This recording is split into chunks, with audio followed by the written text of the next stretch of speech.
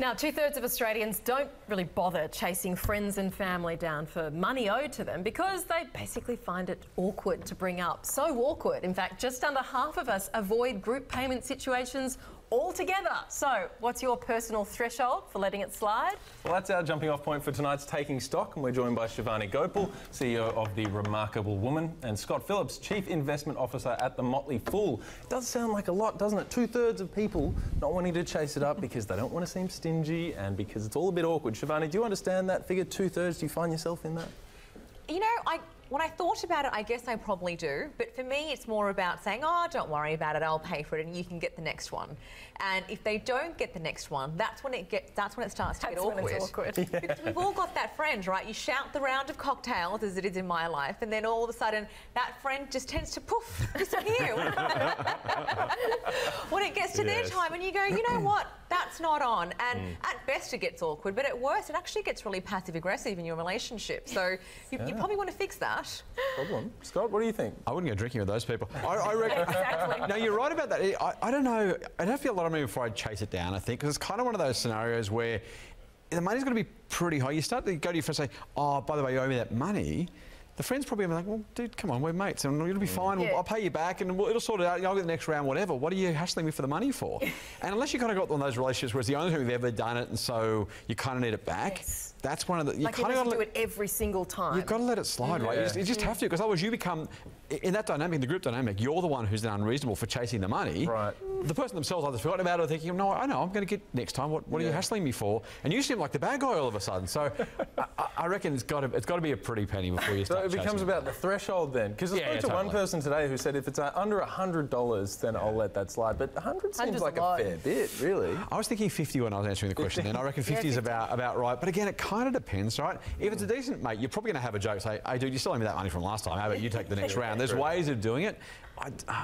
You know, I think you're right though. I don't. If it was $75, would I make a point of asking a mate for it back? I don't think so, quite honestly. But this is the awkward thing, isn't it? Because we all kind of squirm a little bit. Like, oh, I guess I would. You know, $75.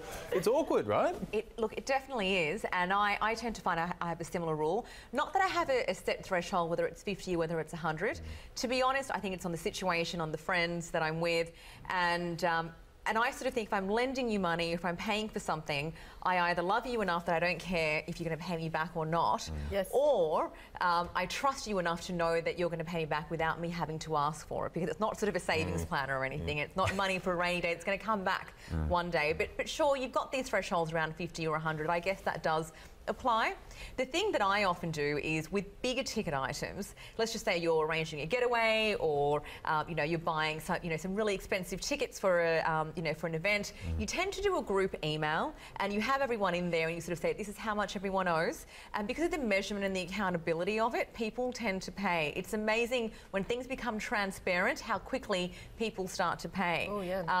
And if in doubt, just don't be the organiser and you're not going to be the one stuck with it. There you go. So true. Avoid That is the real answer. A lot of us do that, right? It's kind of a bigger version of the restaurant paying thing, where everyone's got to pay some of the money. We're splitting the bills is like the. So awkward. Yeah. Well, I'm with Shivani. Get someone else talking. That is the best advice. Brooke and I were talking about this before, and how kind of old school it is to still have this BSB account number. You've got to hand it out and get it back. I mean, I'm really waiting for some serious innovation in that. There are a couple of innovations from the banks that I'm aware of, but if everyone doesn't use them, then they're useless. Yeah. So all your friends have to be on it, or there are some easier ways to just transfer. If I was sitting with Chris and I owe $50, I can just do that quickly instead of BSBing. Yeah, about that. But it's only exactly.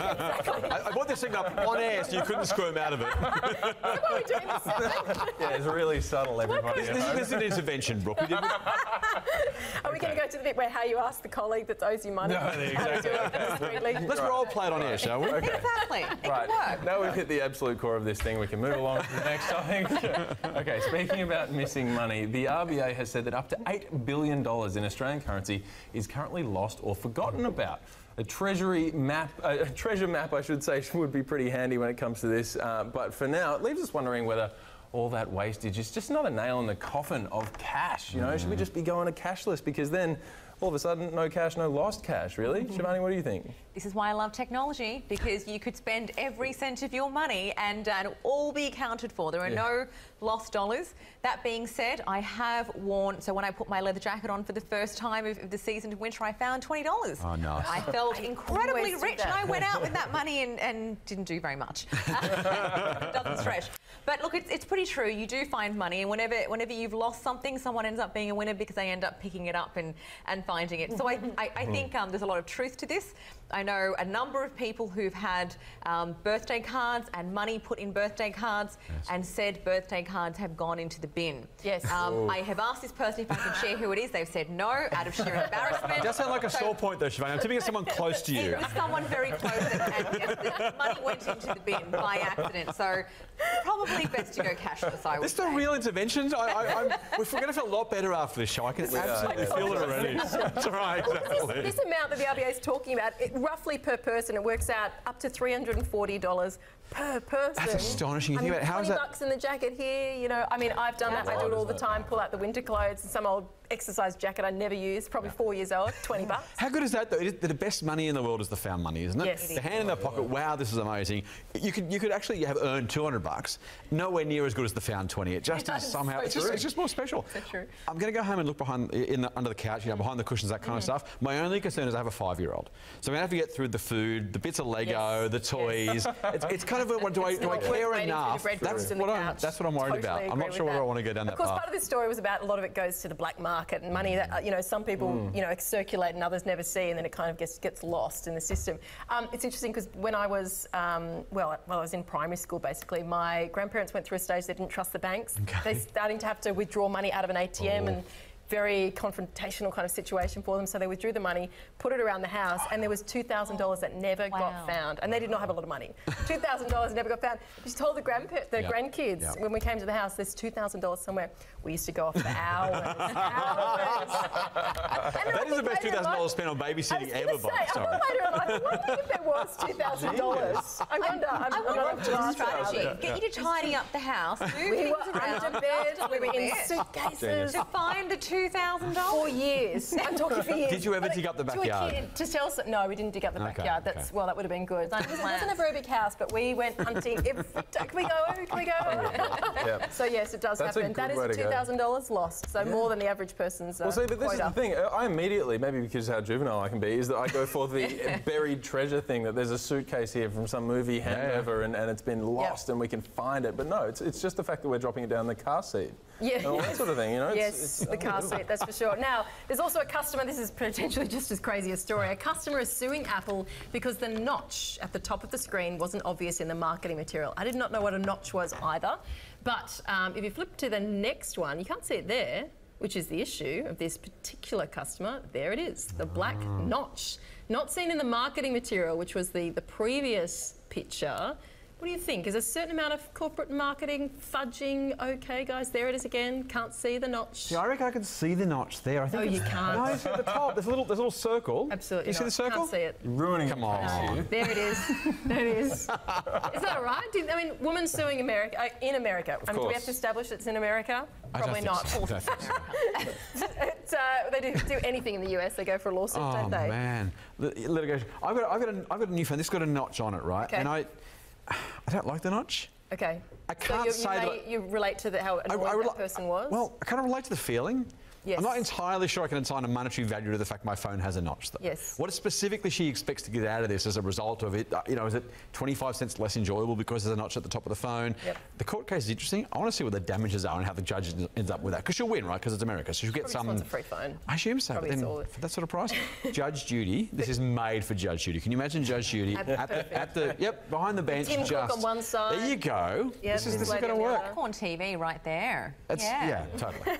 It's going to happen. But do you think? Yeah. So you're relating to the aggravation of being kind of misled. I wouldn't even call it. No. I wasn't even misled. I just know that at the top of the phone it seems weird. There's this little notch out of my viewing experience. Okay. I'm not happy. So that's getting to the centre of it, at least. I didn't understand it at all before that. Oh yeah. Shivani? So I don't have the notch in that way. I've got one older version than you, so I clearly need to get with the times. But I think it's outrageous. I think, you know, whenever we hear of someone suing another person, we know it's coming out of the US. And I tend to think, oh goodness, are they getting trigger happy again when it comes to litigation? And to be honest, they are. And you know, in Australia, in the UK, we have a system where if you sue someone and you lose, you've got to pay the other person's legal fees. In America, they don't have that, and so it's creating this huge rise of cases for absolutely no reason. I mean, come on, if the notch wasn't there, then she'd be complaining the phone isn't functional. And I think the phone needs to be functional. So sure, there's a little bit of marketing and advertising sort of going on there, but at the same time, I mean, is she really going to get something? Because now the insurance companies are actually fighting really hard when it comes to litigation. So they're not actually paying out as easily because, of course, the insurance premiums are going through the roof. So they're playing a bit of hardball, which I think is great. We want to have a little bit of personal responsibility. I think it creates for a very dysfunctional society. I'm clearly very passionate about this, aren't I? You know, but it does, because you've got to be responsible for your own decisions. If you bought the wrong product, go out and change it. You know, back your decisions or move along, but don't go and, you know, blame someone else or sue someone else. I think it's just ridiculous. Yeah, it kind of all does come into the marketing as well, because if we have another look at the image, the first one that Brooke was talking about, you can't really see the notch. Because, no, that would be, well, the other one, but yes, that one's the one I'm talking about. Because of the way that they've done the planet there, you know, it's all black. This is their defence, and they're sort of putting their best foot forward and saying, well, you know, it doesn't really doesn't make a difference to the way we want to market this. I mean, do you see any kind of problem there at all, or just that's the way marketing is? I think we're subtly misled quite a lot in this world. Well, yeah, exactly. If that's the thing, I think people can kind of relate to this lady, like, yeah, another example. They kind of just, you know, get away with a bit too much. These big companies sometimes, when they rule the world, they just do that type of thing. We're subtly misled all the time. I certainly do not wear this much hairspray at home. I have hair at home, believe it or not. You've always got to put your best foot forward. That's funny. Come on. I think that's true. I think the other thing too is if you think about how we're advertised to, what we take and don't take from the ads. I think that's the key story, right? So if you think about how they get away with what they can. Some telcos that will remain unnamed are fined about every 3 months for misleading advertising of whatever description, because not truly unlimited or is not truly this fast or whatever. It's kind of a cost of doing business at some level, right? You make the outlandish claim, you sign up how many thousand new customers, and then you pay your little fine, you keep going and do your thing again. I won't name the telcos, but they must have each been fined half a dozen times, maybe. Yeah, if you go back through the files, it just seems to me like a bit of a, all right, we're pushing the envelope here, guys, but let's just do that. We probably won't get caught, and if we do, the fine isn't that big a deal. It's only companies that have that great market power, that market dominance. And frankly, the cash, and this is your point about big companies, if you're a little company with 3 people, you're not going to risk a $14,000 fine. Telcos can pay millions of dollars worth of fines and brush it off as a cost of doing business because, hey, we signed up 4,000 new customers, 25,000 new customers, whatever it is, on the back of that promotion. Well, actually, we had a story earlier about the airlines misleading people regarding refunds for cancelled and delayed flights. I bet it doesn't hurt the bottom line. $2 million fine. It's probably not much for them. But yeah, pushing the envelope means that people haven't been asking for refunds. There you go. Thank you so much, Shivani Gokul. Great to have you, CEO of The Remarkable Woman, and Scott Phillips from The Motley Fool. Thanks, guys.